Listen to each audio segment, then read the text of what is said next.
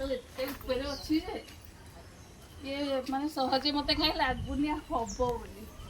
ଦେଖିବା ଚେଷ୍ଟା କରିବା। ଏପଟେ ଯେତେ ପାରିବାକୁ ଚେଷ୍ଟା କଲି ସିଏ କିଆଁ ହବ।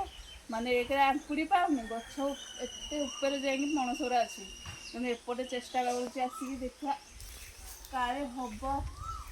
ପଣସରେ ଆଙ୍କୁଡ଼ି ଲାଖିଛି, ବାକି ମୋ ବଳ ପାଉନି। ଏ ହବନି, ଆଜି ନାହିଁ, ଭାଗ୍ୟରେ ଆଜି ପଣସ ନାହିଁ। ଫେରେ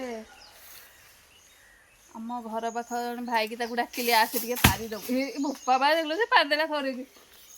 ମୁଁ ତାକୁ ଯେତେ ମାନେ ଚେଷ୍ଟା ମାନେ ବଳ ପ୍ରୟୋଗ କଲି ସେ କିଆଁ ହବ, ହଉନି। ଆଉ ଏଇଟା ଯୋଉଟା ଉପରକୁ ଅଛି ଏଇଟା, ହଁ ଏଇଟା ଦେଖିଲୁ, ଏଇଟା ହବ ବୋଧେ।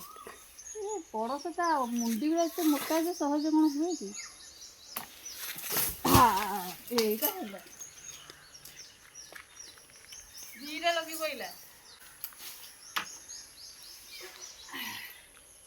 ଦିଟା ମାନେ ଆଗରୁ ପରା ହେଇଥିଲା। ଏଇଠି ଖୁଡ଼ି ପାରିଥିଲେ ଦିଟା, ଆଉ ତାକୁ ଡାକିଲି ସେ ଭାଇକି ଯେ ସିଏ ପାରିଦେଲା ଦିଟା। ଆଉ ଏଇ ଦିଟା ଟିକେ ଛୋଟ ସାଇଜ। ଆଉ ଆମ ପଣସ କଣ କି ମାନେ ହୁଏ ଆଗରୁ, ଥରେ ତାକୁ ଘଡ଼ଘଡ଼ି ମାରି ଦେଇଥିଲା ଯେ ବିଜୁଳି, ସେବେଠୁ ଆଉ ପଣସ ଗୁରା ମାନେ ସାଇଜ ବେଶୀ ବଡ଼ ହଉନି, ଏଇ ସାଇଜ ସବୁ ରହୁଛି। ଆଉ ଏଇଟା ପାଚିଲେ ମାନେ ଗୋଟେ କୋଲା ଦି କୋଲା ଏମିତି ପଣସ ବାହାରେ, କିନ୍ତୁ ବହୁତ ମିଠା, କଟା ପାଇଁ ଭଲ। ଆଉ ହଉ ଛାଡ଼, ଏଟା ନେଇକି ଯିବା। ଆଉ ହେଇଗଲା ଆଜିର ରୋଷେଇ।